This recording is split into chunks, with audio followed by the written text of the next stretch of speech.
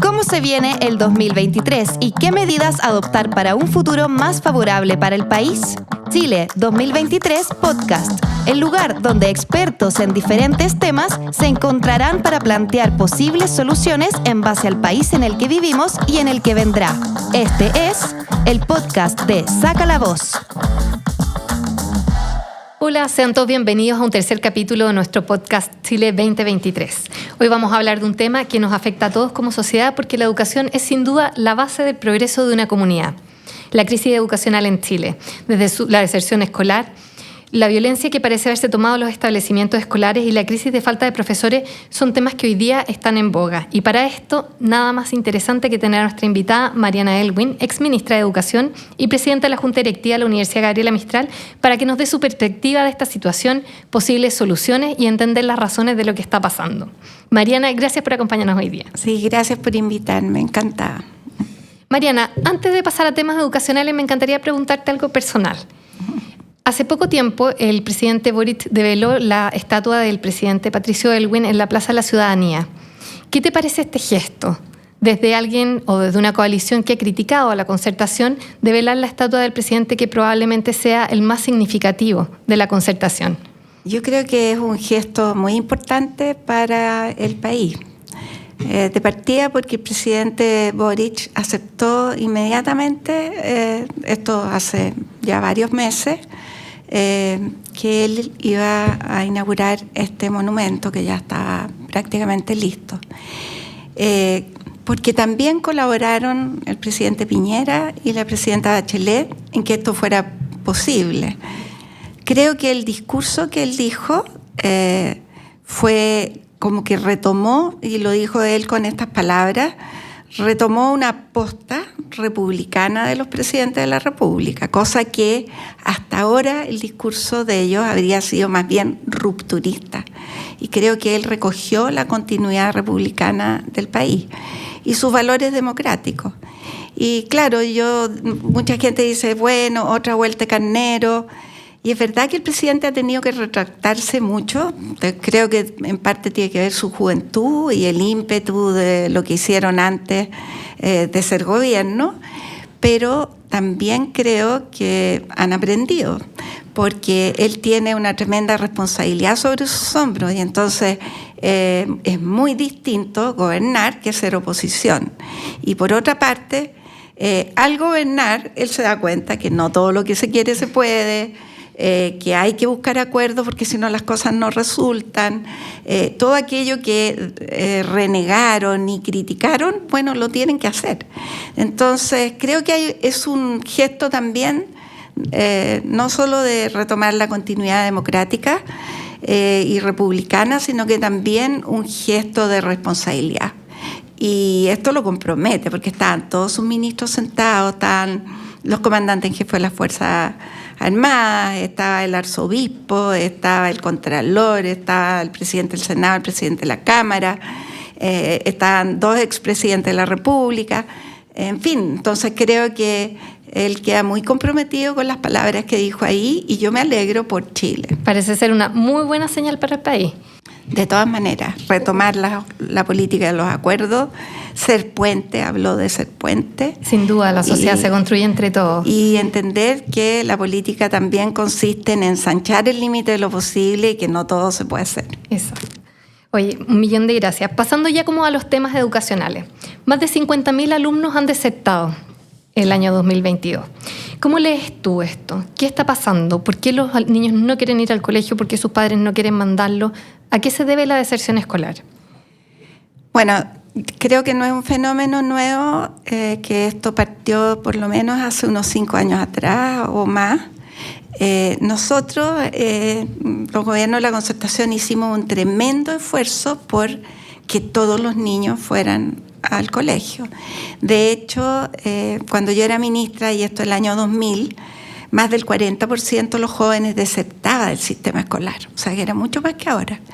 Pero se hizo una política pública muy fuerte para que todos estuvieran adentro. Incluso se aprobó como obligatoria los 12 años de escolaridad.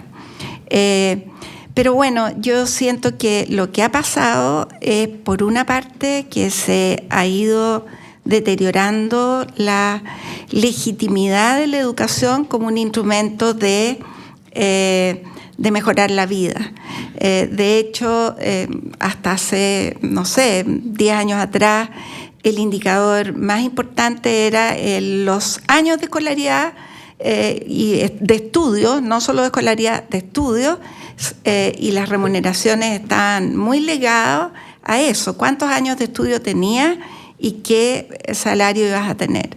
Creo que cuando Chile paralizó un poco su crecimiento económico, esto fue deteniéndose porque había menos opciones laborales, había educación superior, pero menos opciones laborales. Y por otra parte, al interior de los establecimientos empezó a requebrajarse mucho la convivencia escolar. Y creo que eso se agravó principalmente con las movilizaciones estudiantiles. El 2011 ya empezamos, yo creo, y se agravó después con el estallido social y la pandemia. Y entonces ahora tenemos unas cifras que no habíamos tenido hace muchos años de deserción escolar, y lo más grave es que no tenemos políticas públicas verdaderamente fuertes para poder enfrentarla. Eso te iba a preguntar, ¿cómo tú te enfrentas a una deserción y haces una política pública que vuelva a atraer al alumnado? Porque yo entiendo que efectivamente los años de escolaridad puedan tener que ver con un éxito futuro, pero hay algo real, que es la educación en verdad es la base del progreso de una sociedad. Entonces, ¿cómo volver a reencantar a las personas con la educación de sus hijos como un derecho y un deber en el fondo? Sí, yo creo que es bueno lo que tú planteas, porque al final yo creo que hemos puesto demasiado énfasis como sociedad en el derecho, pero no en la responsabilidad. Y entonces los padres tienen derecho a hacer lo que quieren, a decir lo que quieren, a entrar al colegio y retar a un profesor, y los hijos tienen derecho a hacer lo que quieren, a decir lo que quieren, a ir a clase o no ir a clase. Muchas veces uno llama a un niño que no ha ido a clase, y esto es muy frecuente en el sistema escolar, y la mamá dice, ay, es que no se quiso levantar. Y entonces le dice, bueno, usted tiene que hacerlo levantarse. No, es que yo no puedo porque a mí no me hace caso. Y entonces, y también en el sistema escolar, yo creo que hay mucho también de proteger al alumno y despojarlo de responsabilidades. Y eso está muy inserto en las políticas públicas. O sea, y veamos los temas, por ejemplo, de convivencia, que están muy, muy alterados. Sí, y resulta que en general, el ministerio y la superintendencia lo que apoyan es a los estudiantes. Y entonces tú no los puedes sancionar, tienes que aceptar no solo indisciplina, sino claro, que conductas que son inaceptables. ¿Cómo? Yo entiendo también lo que tú dices, porque en el fondo a uno le va tocando verlo muy de cerca, que en el fondo los niños han perdido el respeto a la autoridad en toda la transversalidad de lo que significa la autoridad, a sus papás, a sus profesores, a las autoridades políticas. La violencia escolar, ¿dónde nace esta violencia escolar, esta necesidad de destruir? Que hoy día lo estamos viendo ya en los liceos emblemáticos como algo dramático. Bueno, nació hace tiempo, pero se agudizó, y yo creo que se expresó muy claramente en el estallido social. Y ahí hubo políticos que avalaron esa violencia, y entonces también ellos fueron irrespetuosos con las Fuerzas Armadas, con los carabineros, en fin, independiente de que los carabineros hayan cometido abusos, si tú quieres, ¿no es cierto? O que hayan sido completamente inexpertos para resolver sin dañar los derechos de las personas, y no hayan sabido responder a eso.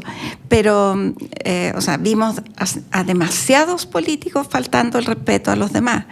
Y entonces hoy día la gente siente que puede faltarle respeto al presidente de la República, a un parlamentario, muy fácilmente. Y miremos cómo se tratan los parlamentarios en el Congreso. Entonces, ¿de qué nos extrañamos?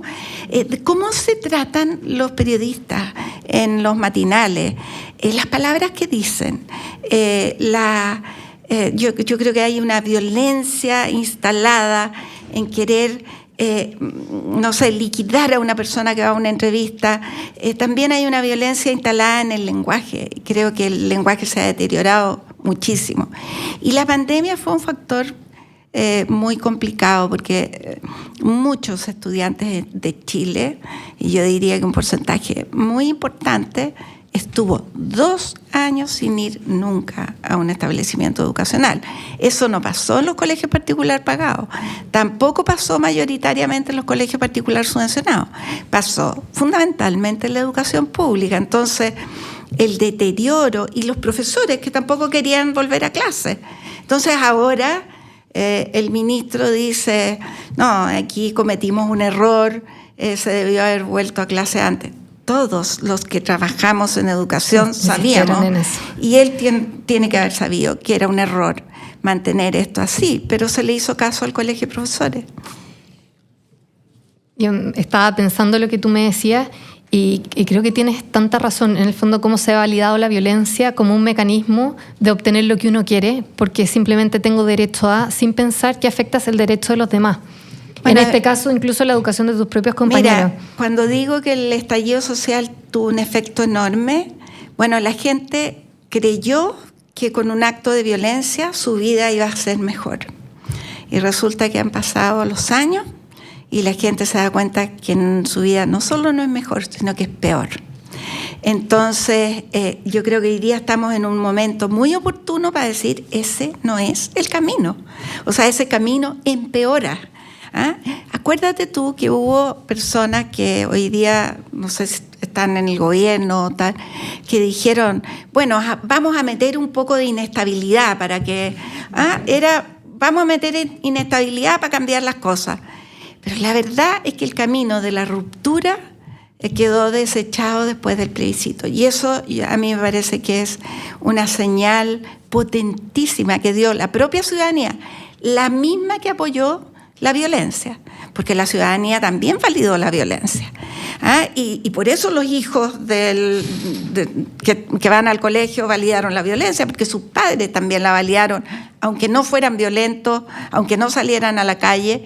Bueno, hoy día esa misma ciudadanía que validó la derecha y esos mismos políticos que validaron la violencia, hoy día se dan cuenta que ese no es el camino. Oye, Mariana, ¿y hay herramientas para controlar la violencia en los colegios? Me quiero referir como aula segura, que así ha estado muy en boga de que si se aplicó, si no se aplicó, si es suficiente, si no. ¿Te parece a ti que es una alternativa? ¿Hay otras herramientas mejores? Como tú tienes experiencia como ministra en el fondo. La mejor herramienta es que los niños estén acompañados por un adulto y que los adultos estén cercanos a esos niños y a esos jóvenes. Y que ese clima de buen trato se enseñe también en los colegios. Esa es la mejor herramienta. También es una buena herramienta para resolver los conflictos, los reglamentos internos. Pero hay situaciones muy graves que estas herramientas no bastan. Claro. Por ejemplo, si hay, no voy a poner el caso de los mamelucos blancos, sino que voy a poner un ejemplo. Si hay una pelea entre niños en la cual la agresión es violentísima, que puede ser con un arma o puede ser que dejen a una persona machucada entera, en fin, para hacer un proceso antes del aula segura, tú tenías que mantener a los involucrados los tenías que mantener en el colegio. Hoy día aula segura te permite suspenderlo y hacer el proceso. Eso es básico. Desde luego es bueno para la comunidad educativa. Claro, porque también le da un signo, claro, pero además da seguridad al resto. Claro. Porque también, digamos, o sea, hay muchos barrios donde la gente se toma revanchas. Entonces, hay un niño golpeado por otro compañero y después van los papás a golpear al niño que golpeó, o sea, o los hermanos. Entonces, se produce, y perdón, no solo se produce en los sectores más vulnerables, también se produce en el barrio alto, o sea, ha habido riñas callejeras donde a los niños los han, o sea, por venganza en fin, y adentro de los colegios también. Entonces, aula segura es una última instancia, pero es una instancia absolutamente necesaria. Y creo que no se aplica. Y no se aplica porque en general la superintendencia no te la acepta. El discurso es: no, usted tiene que tener a los niños adentro del colegio, pase lo que pase. Volvemos a lo que tú explicabas inicialmente, en el fondo proteger al niño, sin hacerlo responsable de sus actos. Claro, la señal pésima. Pero también es proteger a ese niño, porque tú también lo estás protegiendo al claro, sacarlo. Pero sin que asuma ninguna responsabilidad. Pero además proteger a toda la comunidad, al resto de la comunidad, y dar un signo de que las cosas tienen consecuencias.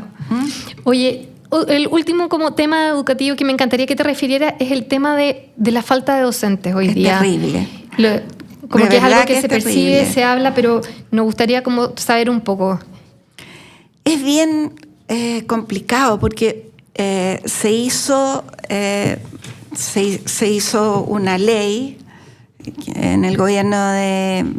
Bueno, también lo intentó el gobierno de Sebastián Piñera, pero en el gobierno de Michelle Bachelet, no sé si terminó en el gobierno de Piñera, pero una ley para fortalecer la carrera docente.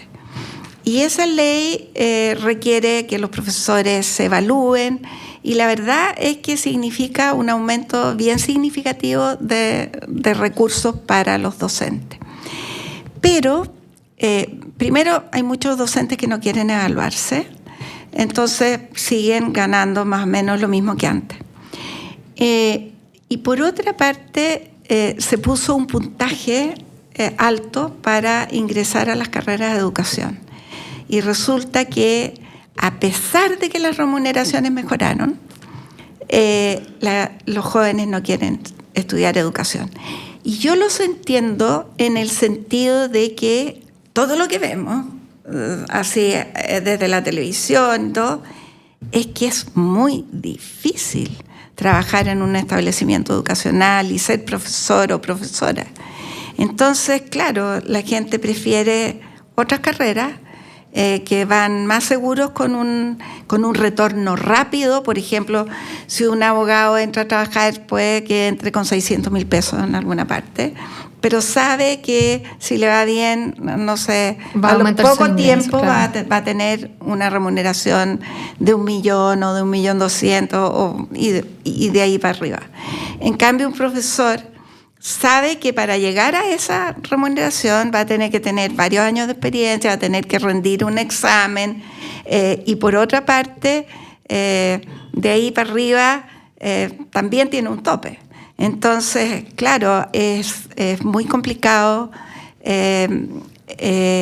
con el clima de aula que hay hoy día y con las remuneraciones que tienen los docentes, que personas que tienen otras opciones no tomen otras opciones. Se ve complejo el escenario al muy respecto, complejo, porque... sobre todo, mira, hoy día es muy difícil encontrar profesores de lenguaje. O sea, ya la gente está prefiriendo estudiar psicología, estudiar periodismo, estudiar historia. Ya. Después, es casi imposible encontrar profesores de ciencia y de matemática por la ingeniería. De religión, tú no encuentras ni un profesor. Entonces, es muy complejo. Profesoras básicas todavía hay, y parvularias, pero con sueldos bastante bajos, sobre todo las parvularias. Se ve como una crisis difícil de resolver. Como, me imagino que en algún momento probablemente las carreras harán lo que se hace muchas veces en, por ejemplo, carreras como historia, que uno puede después hacer una licenciatura en enseñanza media, pero la verdad es que parece un problema sin solución. Bueno, yo creo que hay que abrir esa compuerta, por ejemplo, Enseña Chile lo ha hecho y ha sido interesante que los profesores de Enseña Chile tienen una profesión, van a Enseña Chile, tienen una profesión, por ejemplo, son periodistas y van a trabajar en un colegio en lenguaje, Enseña Chile los apoya y muchos de ellos terminan estudiando pedagogía. Y ahí hay una trayectoria. Yo vi una experiencia también en la Universidad de Notre Dame, que frente a la ausencia de profesores católicos convocaba a personas de distintas asignaturas, de distintas profesiones, científicos, artistas, etcétera, y los invitaba a formarse como profesores católicos, para hacer clases de religión o como profesores católicos de distintas áreas. Y era una experiencia fantástica, y la verdad es que era una carrera que duraba 2 años, tenían mucha práctica, era virtual, y se juntaban una vez al año presencial, un mes entero, encerrados en la Universidad de Notre Dame, que es preciosa, sí, en todo caso. Pero aquí hay universidades preciosas también, que también se podría hacer. Y mira, era maravilloso, porque uno veía artistas haciendo clases, y con una formación muy buena, porque tenían su background, pero de encima estudiaban cómo hacer clases, cómo enseñar, cómo enfrentar conflictos, cómo enfrentar una alumna embarazada, cómo enfrentar los casos de violencia, era muy completo, sí, y era muy bonito. Me esperanza la respuesta, porque pareciera que hay alternativas. Al final pasa como más por temas de políticas públicas y de ser creativo en la búsqueda de soluciones. Mariana, y tú como educadora has sido súper técnica en todo lo que nos has explicado, pero ya desde tu rol, tú eres mamá, eres probablemente abuela, has tenido también, uno ve que hay un rol ahí. Y se habló mucho del derecho y el deber de los padres a educar a los hijos. ¿Qué rol juegan ellos en todo lo que hemos hablado de la crisis educacional? ¿Cómo podrían colaborar desde ya una vereda más personal? Sí. Ahora, hay muchos padres, y estos son también la mayoría, pero es más invisible, que son buenos padres, que acompañan a sus hijos, que están preocupados de apoyarlos en sus tareas, que están enfocados en que sus hijos salgan adelante. Hay experiencias maravillosas de niños mamás solas con 2 o 3 hijos, y que sacan adelante a sus hijos, y sus hijos terminan, desde una comunidad muy, muy, muy vulnerable, donde hay violencia, donde hay droga, y sus hijos terminan en buenas universidades y siendo profesionales. Entonces, partamos porque ahí hay un potencial que hay que sacarle más, sí, y relevar esa experiencia. Y desgraciadamente, claro, los problemas tienen mucho que ver con familias muy desestructuradas, familias donde hay violencia, o familias donde hay droga, o familias donde los papás están presos, o niños que están en un hogar.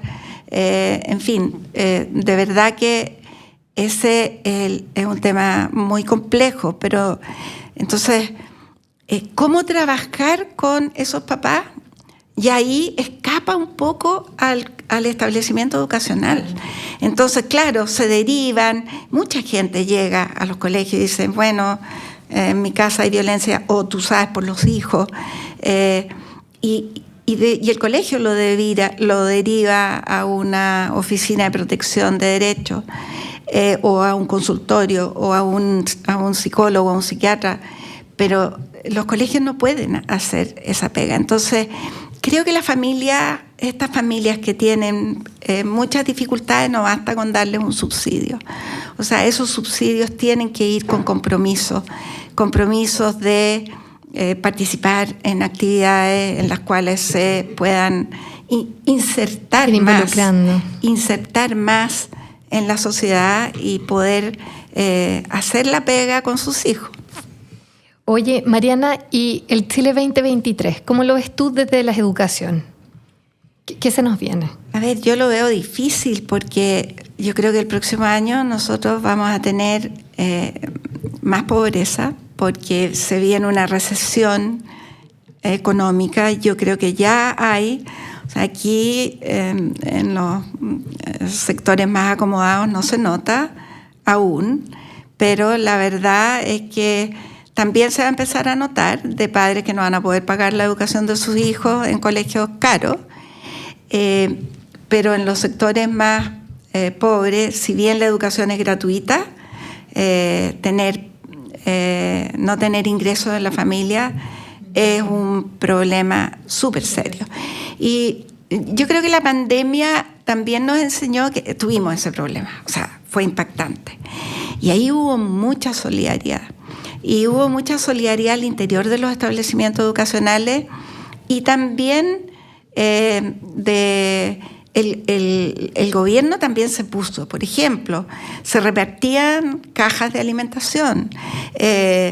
Había, por ejemplo, se permitió que un uso más flexible de la subvención preferencial, que a nosotros nos permitía, yo digo a nosotros porque sí, yo, perdón, forman parte de eso, por supuesto. una institución que tiene 2 establecimientos educacionales en sectores más vulnerables. Y nos permitía, por ejemplo, poder comprar gas en algunas familias que no tenían, o poder entregar o juntar plata para entregar a inmigrantes, por ejemplo, que no podían pagar el arriendo. Y eso, o sea, generó una mística también en las comunidades y un compromiso de los padres más grande con el sistema escolar, entonces, con su escuela. Entonces yo creo que hay que ir preparándose para iniciativas de ese tipo, porque creo que vamos a tener más pobreza y vamos a tener más necesidad en esos sectores. Y eso es muy duro para los niños. Sin duda. Oye, Mariana, muchas gracias por todas las respuestas a tantas preguntas. Nos quedamos con hartas inquietudes, pero yo te quería pasar a otra sección. Nosotros te pedimos cuando te invitamos si es que nos podías traer alguna iniciativa, podría ser un libro, una aplicación, algo interesante que estés viendo tú o que nos pudieras recomendar para que nuestros auditores también se pongan al día con estos temas, se interesen en ellos. ¿Qué nos trajiste? Mira, hay una iniciativa que está recién configurándose, que es muy buena y es muy interesante, y ya hay cantidades de instituciones que se han dedicadas a educación, que se han integrado, que se llama Por un Chile que lee. La que lidera esta iniciativa es, se me fue en este minuto el nombre, pero creo que, o sea, hay gente del ministerio, de distintos programas, hay bibliotecólogas, hay muchas iniciativas, muchos establecimientos educacionales o corporaciones que están trabajando en temas de lectura, y se ha formado un equipo enorme que va a partir con una campaña en poco tiempo más. Es Susana Claro, y va a partir con una campaña y va a partir también, está recogiendo todas las buenas iniciativas que se hacen en los establecimientos educacionales para fortalecer la lectura de todos y todas, de todos los niños y niñas y de los jóvenes, etcétera. Y hay iniciativas muy bonitas. Yo quiero contar una solamente, pero hay un establecimiento educacional que todos los días para 10 minutos, son 10 minutos, pero todos tienen que estar cerca de un libro como a la hora que se para, y cuando se para, todos pescan el libro y todos empiezan a leer. Y lee desde el portero hasta el apoderado que está esperando, se le pasa el libro. En fin, los niños se preparan, sacan sus libros, ya saben qué libros siguen leyendo, y todos los días tienen 10 minutos de lectura silenciosa. Y eso ha significado que otros, por ejemplo, establecimientos educacionales están metiendo en una bolsita un conjunto de libros para que los niños se lleven a su casa en las vacaciones, y están conversando con las mamás. Otros colegios están haciendo talleres de lectura para los padres. Entonces hay muchas iniciativas, y yo creo que esta campaña, que ha reunido a universidades, al ministerio y a muchos profesores y profesoras y gente que está interesada en la educación, va a tener impacto el próximo año. Es que sin duda es una iniciativa súper interesante compartir. Yo encuentro que el mundo de la lectura es como apertura a un universo, a la imaginación. Creo que para cualquier niño, en cualquier situación, aunque sea vulnerabilidad, a veces encontrarse con un libro, hasta encontrarse con un amigo. Súper buena la iniciativa que compartiste, me encantó. Estamos esperando ya la campaña. Oye, Mariana, estamos llegando al final del capítulo. Ya, con lo último que te voy a molestar es una parte un poco más lúdica, en que me gustaría decirte una palabra y que tú me digas un concepto que te resuene con esa palabra. Ya. ¿Ya? ¿Estás preparada? No, No. Seguro que no. Te lo puedes tomar con calma. Podemos ir esperando. Si yo te digo violencia escolar.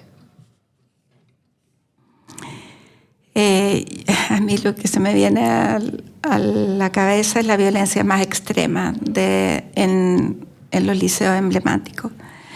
Y creo que tiene un efecto de deteriorar la educación demasiado grande, no solo en sus comunidades. O sea, eso tiene impacto en toda la sociedad.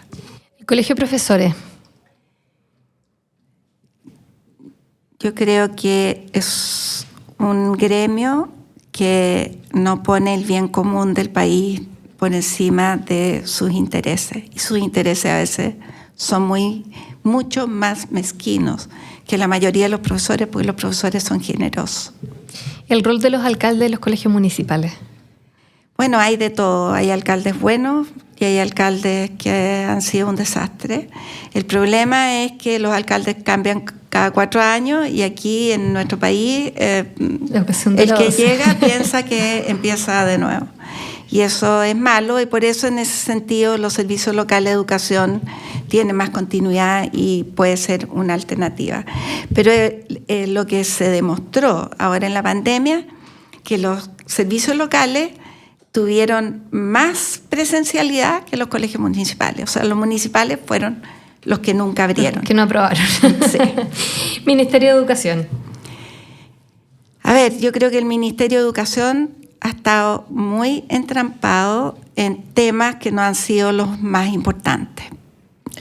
Por ejemplo, los temas de género, en que haya una educación no sexista, en cómo abordar las situaciones de niños con problemas, disforia de género, en fin, y muy focalizado en eso. Y el ministerio recién se está poniendo las pilas de que lo importante tiene que ver con educar, con apoyar a los establecimientos educacionales para que los niños aprendan a leer, para que el currículum se pueda cumplir.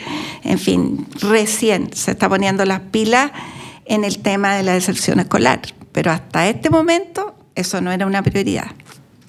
Mariana, solo me queda darte las gracias por habernos acompañado. Con esto marcamos el fin de nuestro tercer capítulo. Si ustedes se han perdido los capítulos anteriores, los invitamos a verlos en Spotify en Chile 2023. Gracias, Mariana, de nuevo por haber venido. Las puertas están abiertas siempre que quieras venir a explicarnos cualquier cosa. Te pasaste. Bueno, encantada. Muchas gracias por la entrevista también. Muchas gracias a todos quienes nos acompañaron. Los esperamos en otro capítulo de Podcast Chile 2023.